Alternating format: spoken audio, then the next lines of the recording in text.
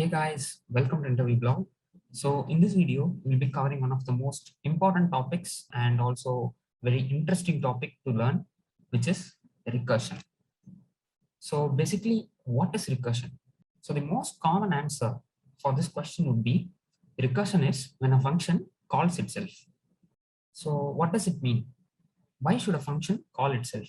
I have asked a function to do some task for me, and now the function calls itself to finish the task. This doesn't make any sense, right? So if you are new to recursion, or if you have only limited knowledge on recursion, this statement doesn't make a very clear sense. So let us now think of recursion with an example. So let's say that you are given a number n and we need to find the sum of first n natural numbers. So let's say our n is 3. So in this case, we will be doing 1 plus 2 plus 3 and our answer would be 6. When n is 5,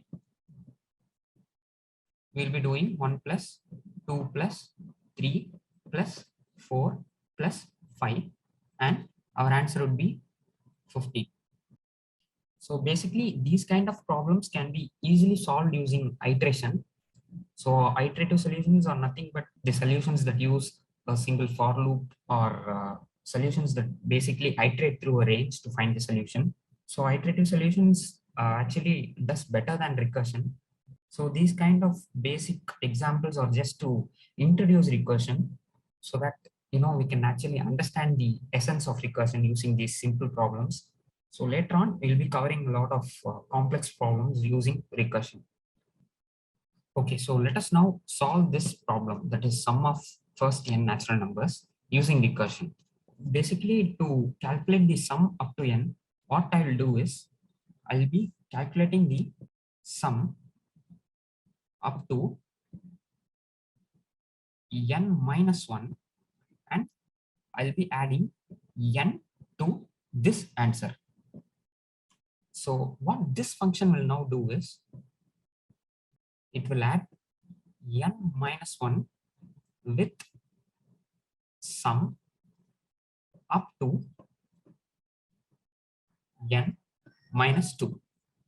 Now this function will again add n minus 2 with sum up to n minus 3. So again, this function will continue to do the same thing. So this way we are actually reducing the size of the bigger problem into smaller steps to find our solution. So these smaller steps continue to go down until it reaches the base case or the trivial case. So basically base case is like we simply return something as an output and we do not use recursion after that. So this is actually the stopping point for recursion. For this problem, the base case is when n is 1, we have to simply return 1. So this is our base case for this problem. So you'll see that in detail now. Let us now code our solution.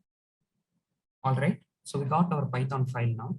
So I'm just going to write the function which is called sum up to n. So just a small note here. We cannot use recursion without writing any functions. Since recursion calls its own function, we need to write a function to make the recursion work. So I have defined a function sum up to, which takes in n as a parameter.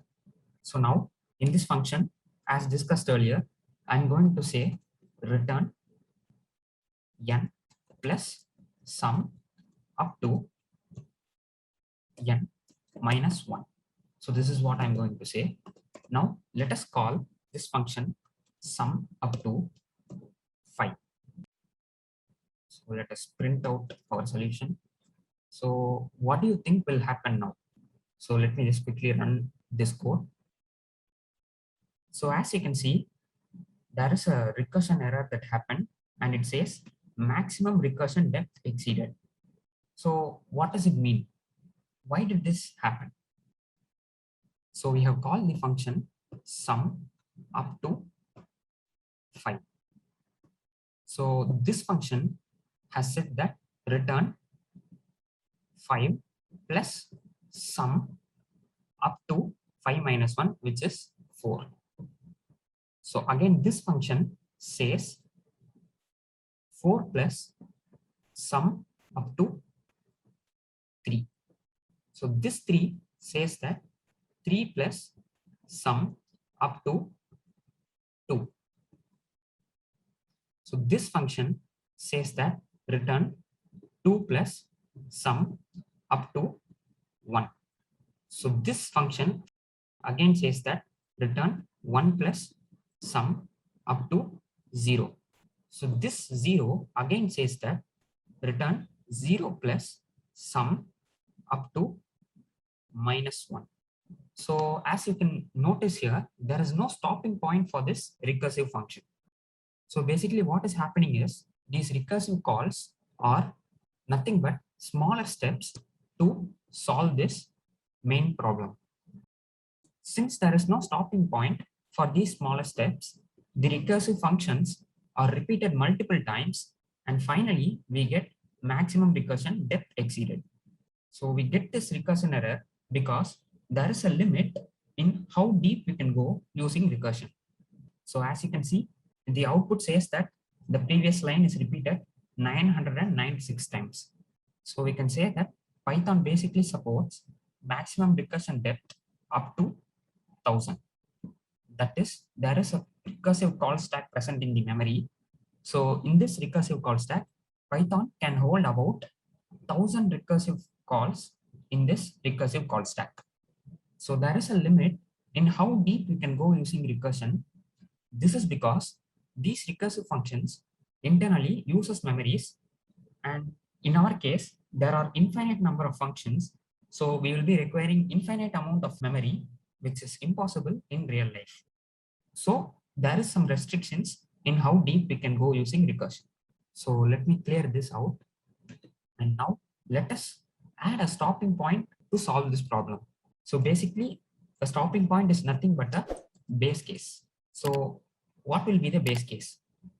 So we know that when our n is 1, our output will always be 1. So this is actually a simple problem. So using this simple problem, this bigger problem can be solved by dividing the bigger problem into smaller steps. So our base case is going to be if n is equal to 1, return 1. So let me clear this out. So now let us run our solution and we get our answer, that is 15. So let us check for the number 3. So yeah, we get 6 as our answer, which is right. So let's say we check it for 30,000. So in this case, again, we can see that recursion error happens because there are more than 1000 recursive calls, which is already present in the internal recursive call stack. So recursion error happens. So we consider iterative solutions as better solutions due to this recursion error because there is no maximum limit in iteration. We will discuss that in detail in another video. So let us now discuss the actual math behind recursion. So recursion is actually based upon a concept in mathematics called PMI. So PMI is nothing but principle of mathematical induction. So PMI is used to solve a lot of statements and formulas. So let us now solve this problem using PMI. Sum of first n natural numbers, that is summation of n. So we know that summation of n is equal to n into n plus 1 by 2. So we are going to prove this statement using PMI. So PMI has 3 steps. So PMI states that if you want to prove a fact, let's say fact of n. So to prove this fact is true for all natural numbers, firstly, we need to prove it for smaller numbers. That is, in this case, to prove sum up to n, we need to initially prove sum of 1. So this is going to be our first step in PMI. So our next step, which is step 2, is going to be an assumption. That is assuming fact of some number k is true. So this is our first step and this is our second step. So our third step is using this assumption, prove that fact of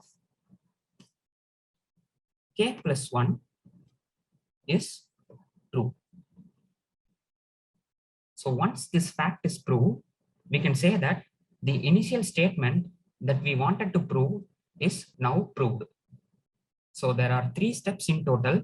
The first step says that if we wanted to prove a fact is true, then take very small numbers and prove it true. That is, to prove this fact of n is true, take fact of 0 or fact of 1 or both fact of 0 and fact of 1 and prove it true. So this is our first step. So our second step is just an assumption. We have to assume fact of k is true. So this is not a task. This is just an assumption. So we do not have to worry about this step.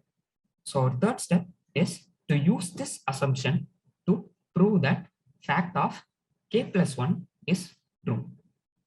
So once these 3 steps are done, the statement or the formula that we wanted to prove is now proved. So let us now prove this formula. So our first step is to prove the same formula for small numbers. So let's say summation of 1. So summation of 1 is going to be 1. That is 1 into 1 plus 1 divided by 2. So basically this is 1 into 2 by 2, which is going to give me 1. So our first step is now proved. So next is the second step. This is the assumption step. So we are going to assume summation of k is true. This means that summation of k is going to be k into k plus 1 by 2. So now in our third step, using this assumption, we are going to prove summation of k plus 1 is true. So let me quickly shrink these steps and move it to top. So now we have to prove summation of k plus 1 is true. So that is summation of k plus 1 is going to be k plus 1 into k plus 1 plus 1 divided by 2, which is k plus 1 into k plus 2 divided by 2. So let us now take this LHS part, that is summation of k plus 1. So our summation of k plus 1 is going to be k plus 1 plus summation of k plus 1 minus 1. So this is because we know that summation of n is going to be n plus summation of n minus 1. So let us simplify this equation. So we'll be having k plus 1 plus summation of k. Now we know that this summation of k is already true. That is, we are assuming summation of k is true. So summation of k is equal to k into k plus 1 by 2. So this equation becomes k plus 1 plus k into k plus 1 by 2. So by multiplying and dividing 2 with this k plus 1, we can take k plus 1 by 2 as common in this above equation. So we'll be having k plus 1 by 2 into 2 plus k. So this is what we have to prove here, and we have actually proved our formula.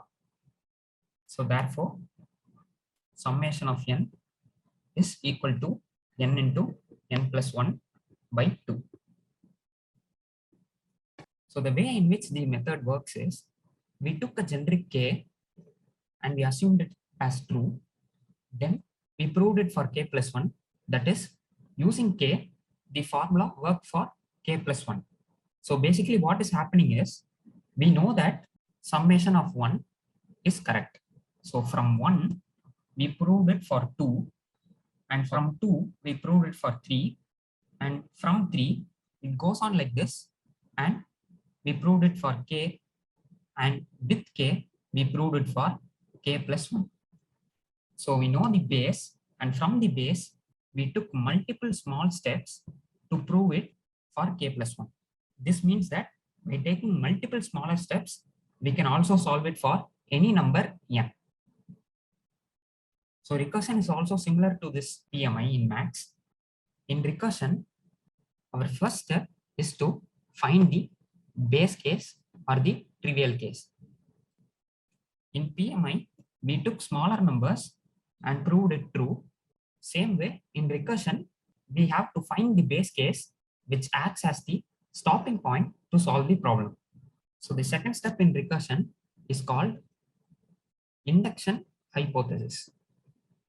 So this step is actually similar to the assumption step in PMI. This assumption, that is induction hypothesis, is always going to work fine. So we do not have to worry about how the recursion is going to work in induction hypothesis. So our third step in recursion is going to be the actual induction step. So this is the last step in recursion, where we need to use the induction hypothesis to prove that we are going in the right direction to solve the problem. So there are 3 steps in recursion. The first step is to identify the base case. The second step is the induction hypothesis. This step is nothing but the assumption, that is, the recursion works fine and it generates an output.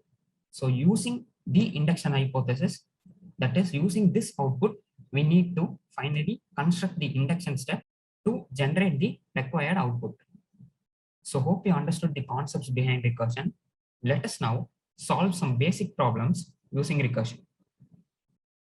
All right, let us now look at the problem factorial of n. So you are given a number n, let's say 3. Now we need to calculate the factorial of 3, that is 3 into 2 into 1, which is going to be 6. So we need to find the factorial of a number n using recursion. So let us now see how to solve this problem. So as discussed earlier, in recursion, there are 3 steps to do. The first step is the base case. To identify the base case, we have to think of smaller values as our input. Let's say our n is 0. So in this case, 0 factorial will be 1. So let's take our n as 1. So in this case, we know that 1 factorial is going to be 1. So we have to frame our base case with these 2 smaller values. So our base case is going to be, if n is 0 or n is 1, return 1. So this is going to be our base case. So our next step is induction hypothesis. So induction hypothesis actually gives the value of the previous output. That is, finding 4 factorial will be very easy if we know the value of 3 factorial. So our induction hypothesis actually gives us the value of this 3 factorial, and in our third step, which is our induction step, we will be using this 3 factorial, that is the output given by the induction hypothesis, to calculate the result. That is, we will be saying 4 into 3 factorial. So in general, this can be written as factorial of n is equal to factorial of n minus 1 into n. So this is our previous input that is given by the induction hypothesis, and this is the induction step where we calculate the output. So hope you understood the steps in recursion. Let us now implement this in code. All right, so we got our Python file here. So I'm going to define a function factorial, which is going to take a number n as an input. So as discussed earlier, my first step is to identify the base case. So we have seen that our base case is when n is 1 or when n is 0. So I'll be saying if n is 0 or n is 1, I'll be returning 1. So next is the induction hypothesis. So in this step, we'll be calculating the previous output. So our previous output is going to be factorial of n minus 1. So just a small note here, do not worry about this particular line. This is induction hypothesis. This is just an assumption that we take to solve this problem. We assume that the previous output variable will have the output of factorial n minus 1. So most of the people actually get stuck with recursion because they tend to worry about how this factorial of n minus 1 function is going to happen. So this function does not happen until you finish the function properly. So the work is not yet completed. So as of now, assume that previous output variable will contain the output that is required for continuing the function. So with this previous output, we are going to calculate our output in the induction step. So in this step, we are going to calculate our output as n into previous output. So after this, we will be returning our output. So this is going to be our solution. So let us now test our solution. So I'll be saying print factorial of 3. So in this case, our function should return 6 as an answer. So let us check. So yes, our solution works fine. So next, I'll be calculating the factorial of 5. So in this case, the answer is 120, which is the correct answer. So our solution works fine. So hope you understood the concept and math behind recursion. Do subscribe and check out our channel for more videos. Thank you so much.